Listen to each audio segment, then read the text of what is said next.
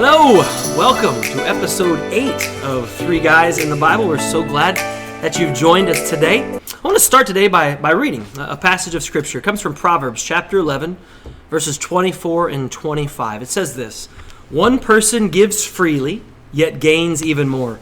Another withholds unduly, but comes to poverty. A generous person will prosper.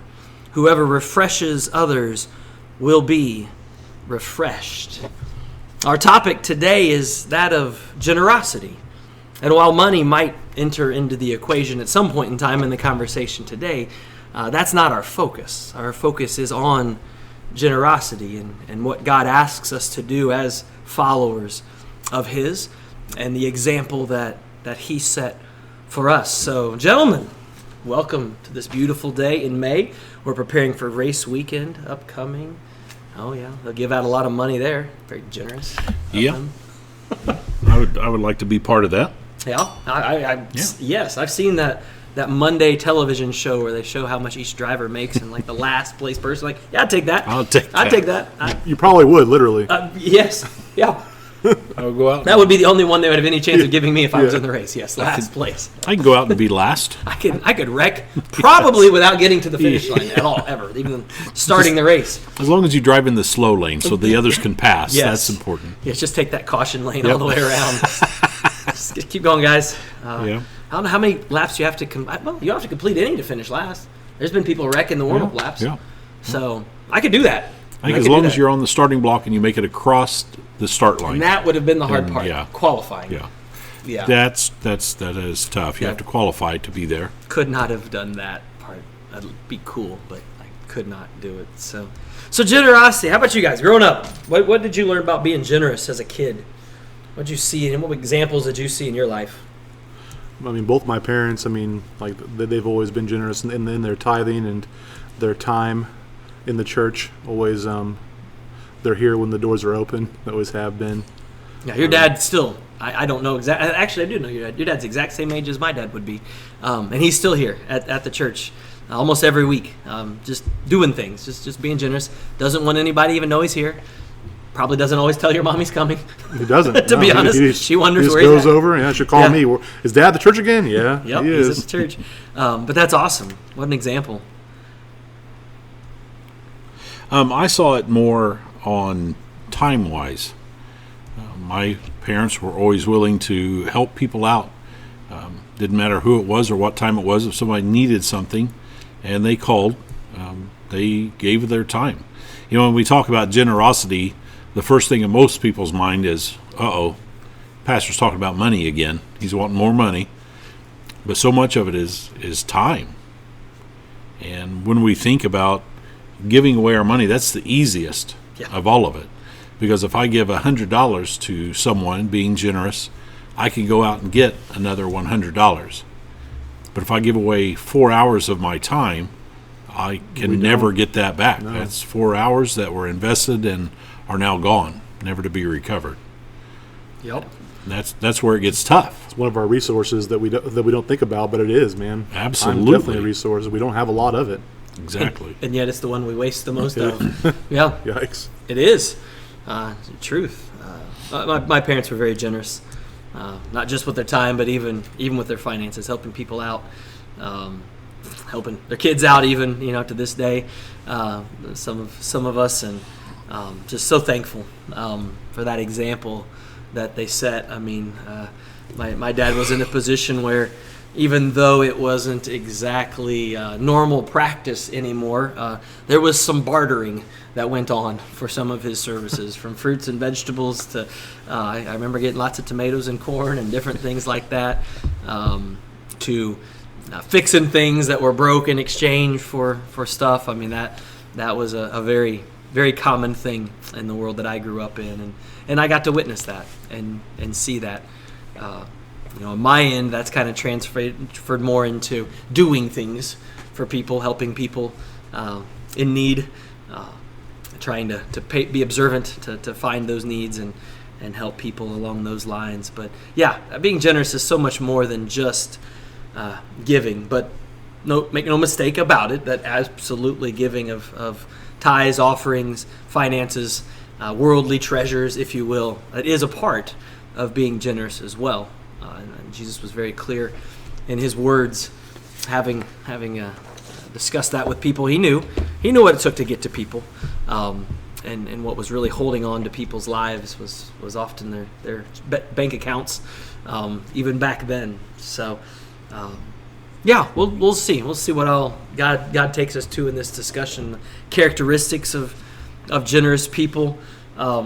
Generous people always they give more than they're asked for. I've seen that so many times. Mission trips, special things at church or at church camp. I can remember at church camp, we had an awesome group of faculty, people that were there year after year, some of them nearly 20 years with us at camp. And we would do all kinds of crazy mission challenges and all those things. And the majority of the people that were serving with us at camp had taken a week of vacation off of their job. Oh, yeah. Vacation they could not go now to go spend with whoever their family or travel. They took a week of oftentimes unpaid even vacation to come serve with junior hires at church camp. That right there is generosity on display, right? I mean, me and Devin did that every single year. Yeah. But then they would step up, and throughout the week on that last night of missions giving, we know that the kids didn't bring that much money. There's no way. And yet thousands of dollars would roll in to the giving for missions on that last night. And we're like, that's the faculty. That's the adults chipping in. Not only are they there, but they're giving their money too on top of it. They were never asked to do that in any way, but they felt compelled by the love of God to do that and to show the kids the impact. And the kids didn't know. The kids thought all the other kids gave the money. They had no idea that the adults. Well, I mean, one day you grow up and you know. Probably. Most of them. Hopefully. Most of them probably will.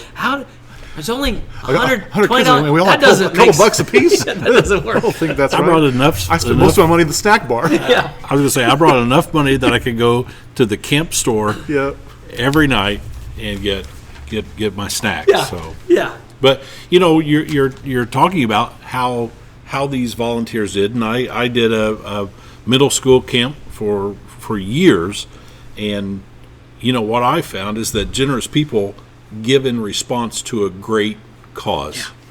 As a youth pastor at our church, there's so many times that I come and I say, hey, we've got this great idea, we want to do this, and fortunately, we serve a great congregation that they're open to that as long as they see it as a great cause. This is something I truly believe in, and I want to see it.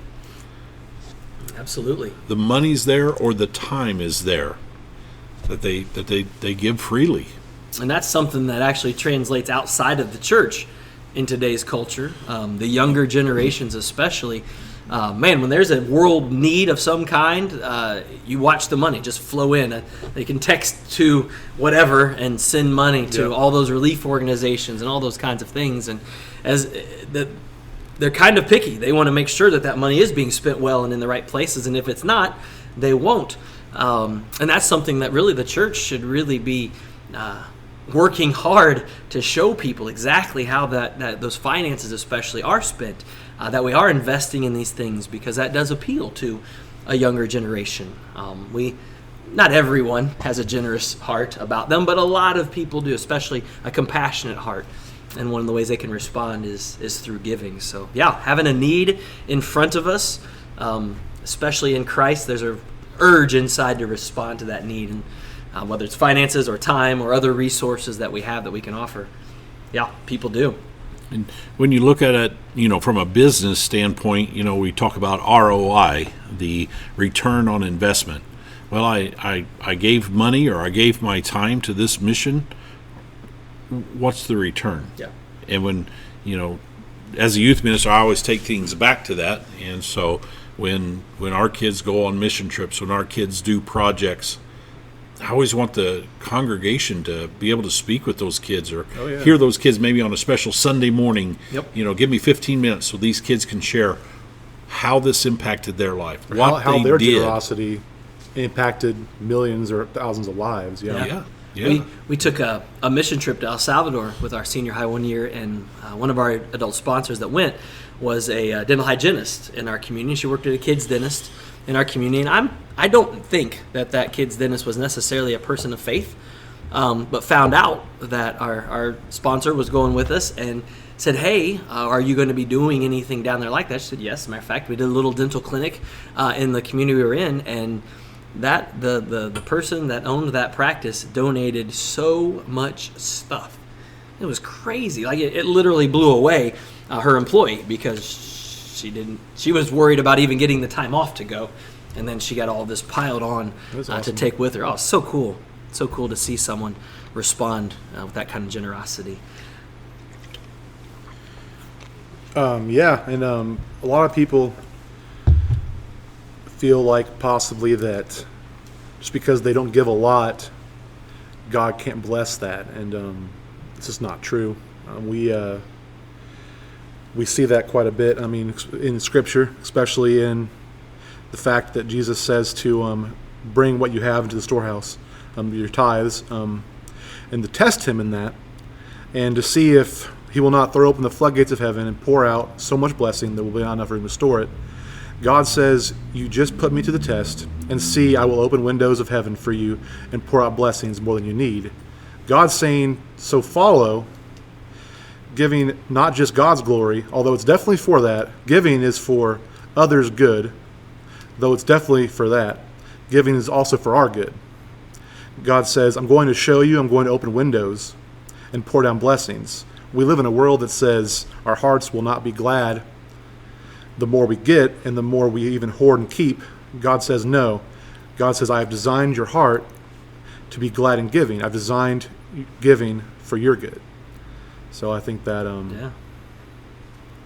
kind of a self-inventory of, okay, what has God given me? Maybe it's finances and things.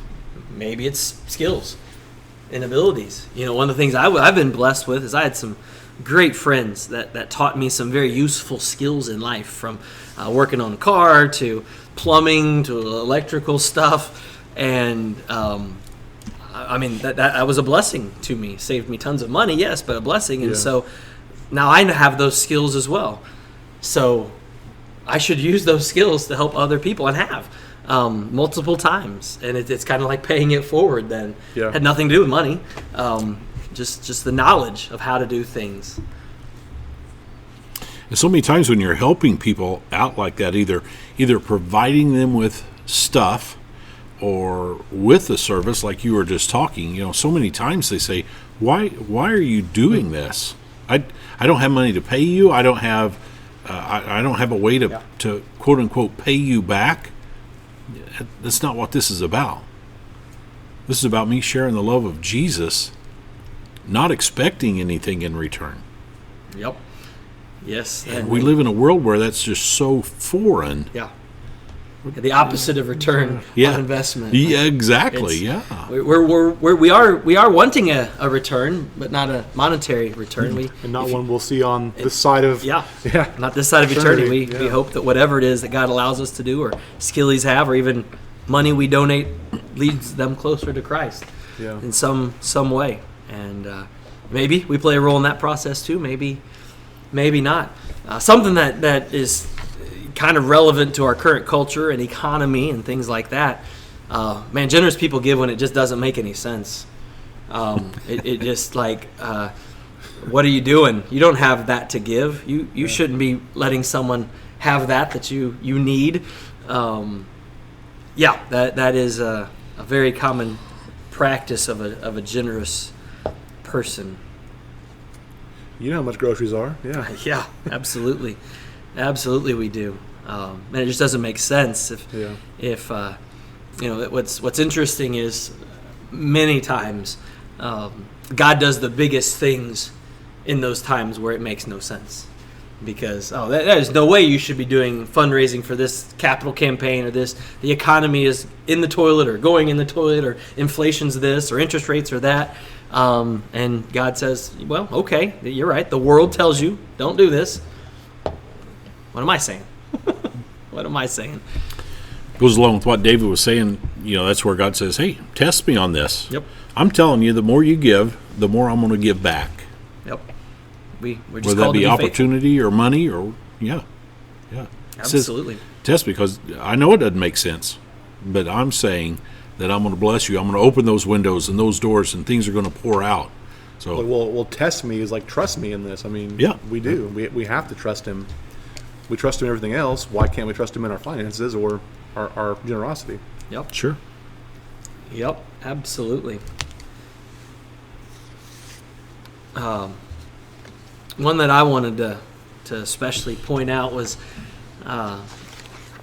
generous people have a knack for kind of sensing when something is either might not happen or it even maybe it seems completely impossible. Like there's just no way that can happen, and they want to see it happen.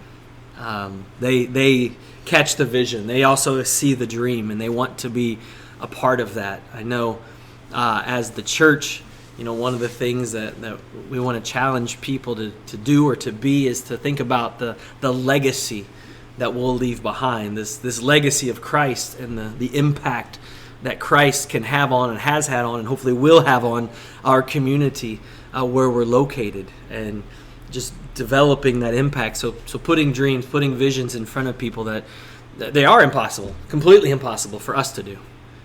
But God can accomplish those things if we are faithful to Him. I've seen it happen time and time again in my own personal life where we're like, there's just no way. There's no way we can do that. There's no way that's going to happen unless God intervenes. And wouldn't you know, if you take the step forward and allow God to intervene, if you will, you open the door for Him and don't try to do it on your own, He does just miraculous things.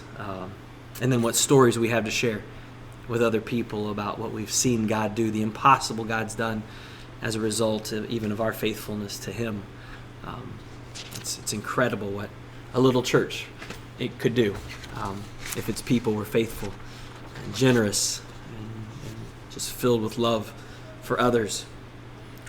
And when you see things like that happen and you're a part of it, man, what a story you have to tell. Just like you just said, the stories. And I think people give because they saw what happened when they began to give.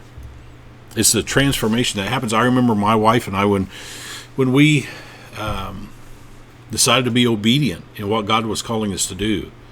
And I'm going to talk about money for just a little bit because that's what most people relate this to. But I remember my wife and I sitting there with that check written out, not knowing how in the world we were going to pay our bills, but we felt like, God's calling us to give to this, whatever it was, and us sitting there with tears in our eyes because we had no idea how it was going to work. But we were obedient. And we gave, and each week was like that. My goodness, we cried over those checks and we prayed hard.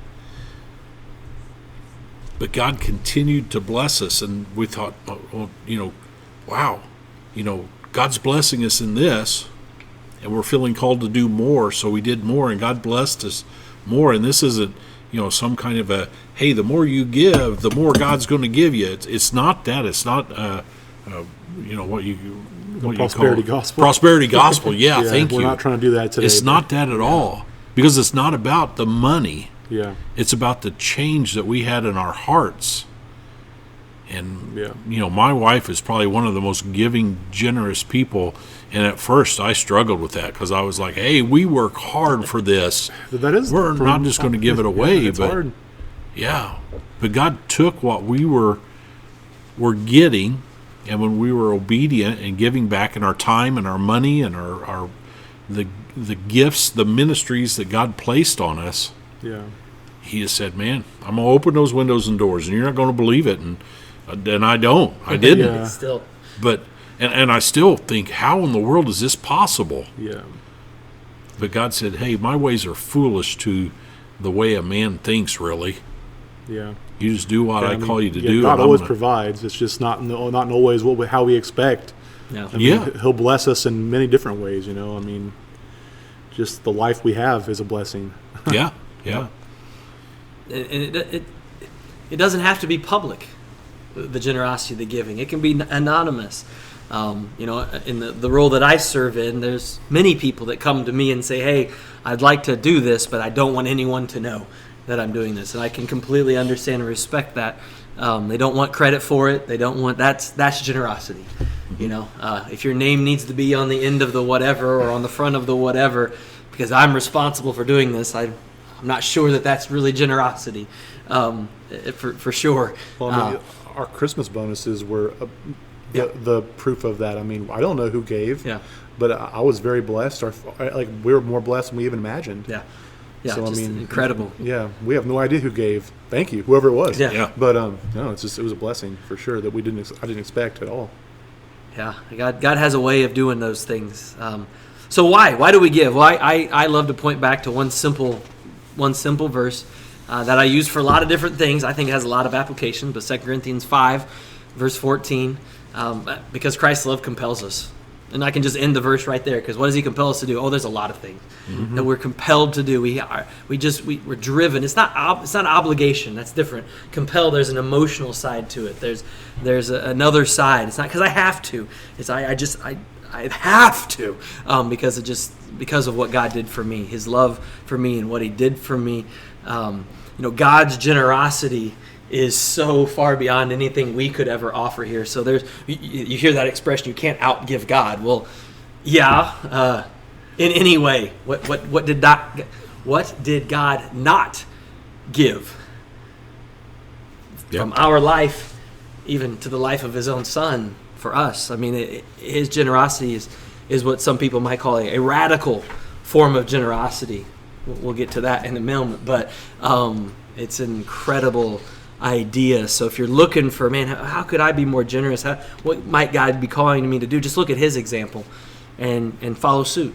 If you're ever questioning, well, would this be? Look at Scripture. Look at God's example and the way He is so generous with everything. It's just an incredible thing. So the last thing to throw on that side of the world is, hey, you know what? Other people don't just give when it doesn't make sense. They'll step up and be generous when others won't. They're the people that step to the plate no matter what, regardless of the economy or the situation or the difficult circumstances that everyone's in. When no one else responds, that generous spirit moves within them to respond. And what I've found is oftentimes that spirit that God has given them of generosity inspires others to join suit. They see that example and, well, if someone else can do that, why can't I? If someone else can volunteer those goods or those services or those finances, why can't I step up in the way God's blessed me, whether with a little or a lot? And it is true. It is more blessed to give than receive, and hopefully you've all experienced that. I know as a kid, one of my favorite things in life to do was to give. I had a rather profitable job beginning as an 8th grader, so I made lots of money in the summers, and I liked buying gifts for people. I still do. I love getting gifts for people and surprising people and things, and it's so much fun to see people receive those gifts and things that I've purchased for them.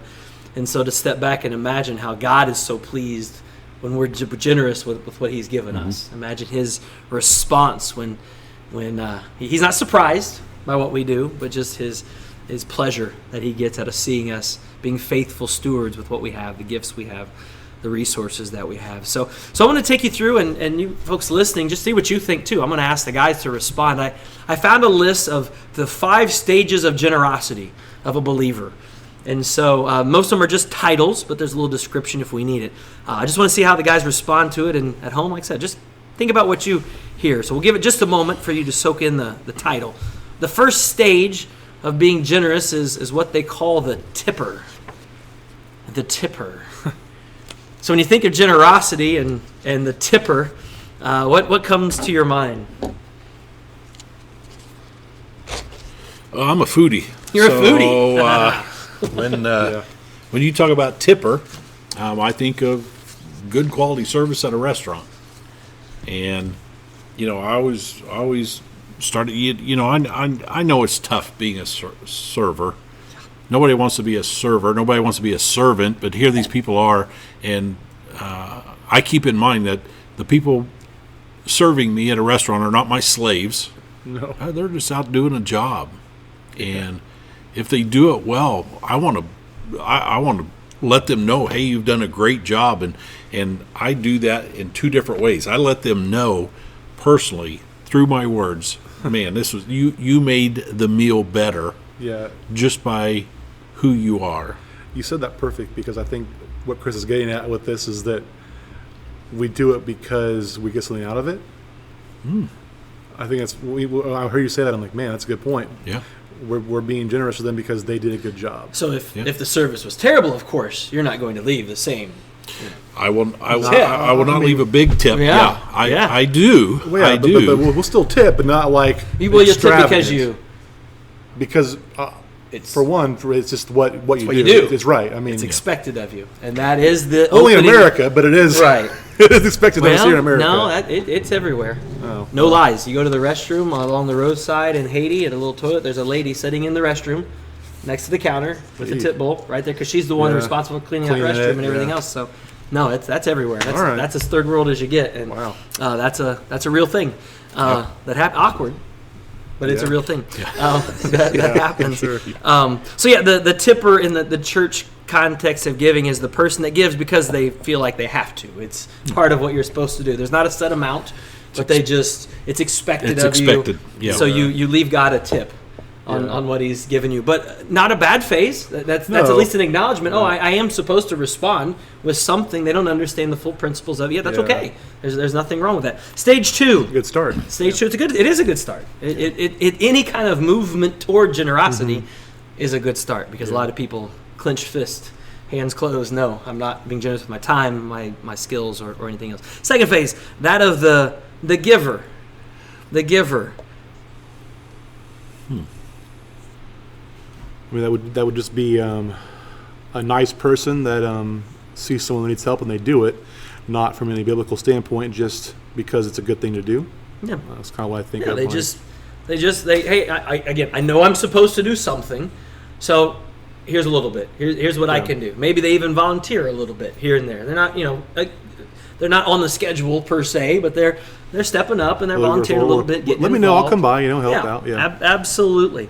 Again, they're moving in that gradual. They're still not compelled to give. They're still not compelled to be generous, but they understand there's a need. They understand they need to respond, and now they're starting to participate in this action of generosity. The next phase, at least in the church world, then is the actual tither.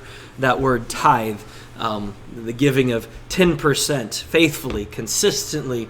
When they write their bills out each month, as soon as they get paid, that's the first thing that comes off the top is that 10%. Now that sounds great, and it is. It's a great principle, but what's the reason? Yeah, why? Yeah. Why are we doing that? Yeah.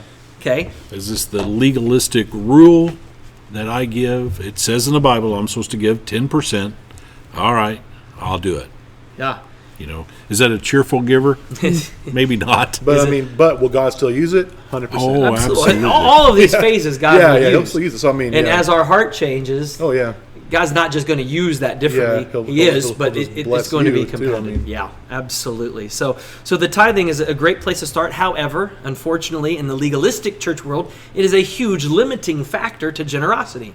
Well, I've given my tithe, so I'm done. So God said, well, I'll give you 10. No, He didn't give us 10% life.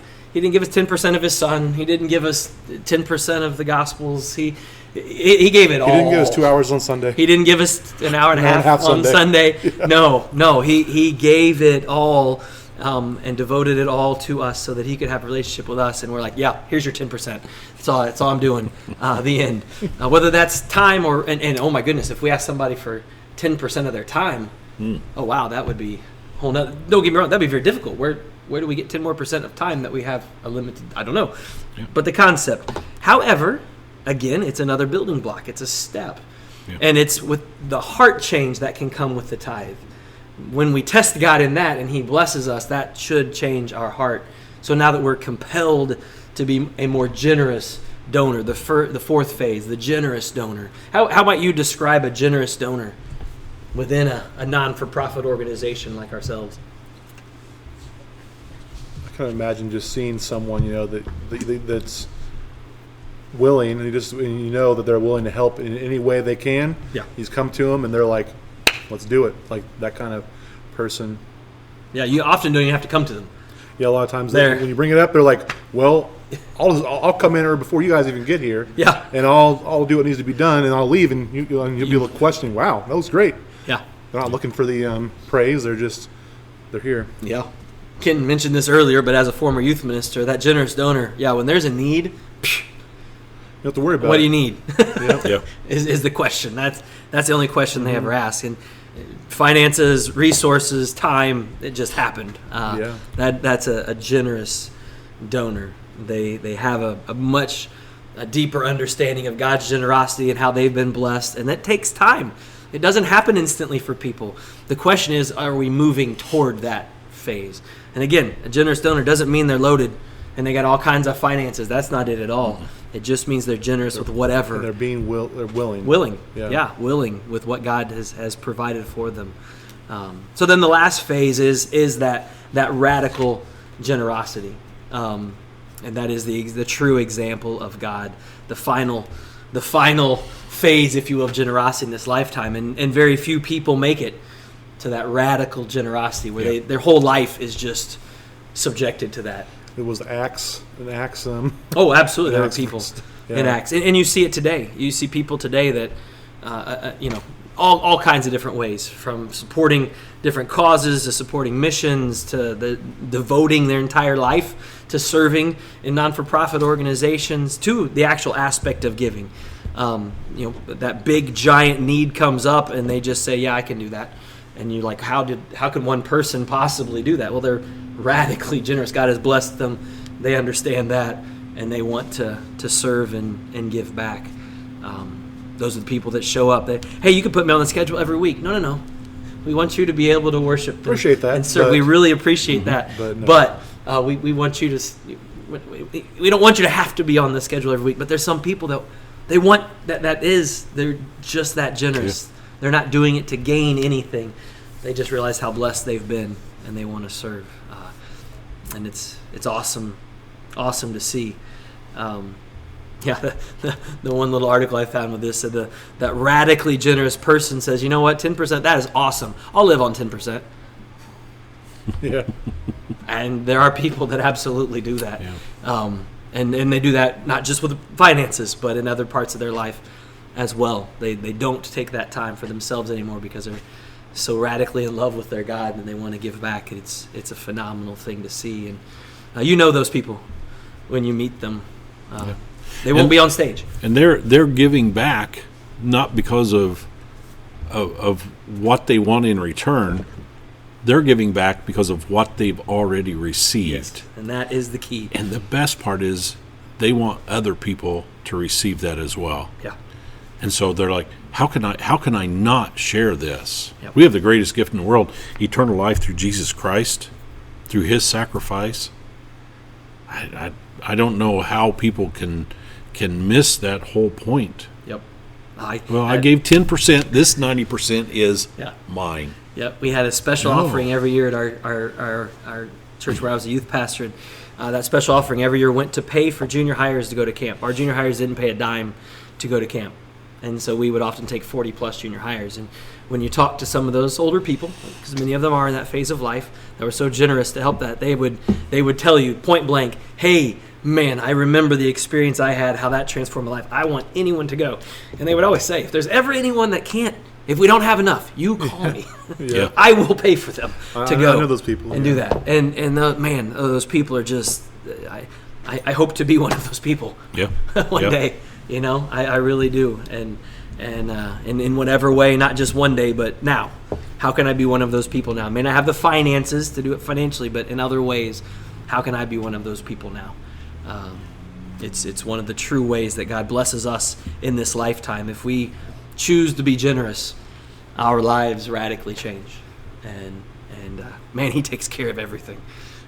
He truly does. So I hope Our conversation on generosity might inspire you this season. We know it's May. It's the end of May. It's not a time of the year where we got big things going around church-wise per se, but in your local community, within your church, listen for those needs, whether they be physical needs, monetary needs, skill needs. Listen for those and ask God to challenge you. How can I be more generous with my resources, with my time, with the skills that somebody has taught me? I might have learned them on my own, but a lot of them someone shared with us. How can I gift that to others and further the gospel message and the love of Jesus? So thank you guys so much for tuning in today. We look forward to hopefully being back with you next week. It's a short week, so we'll try. But have a great Memorial Day weekend. And this is Three Guys in the Bible signing off. Talk to you soon.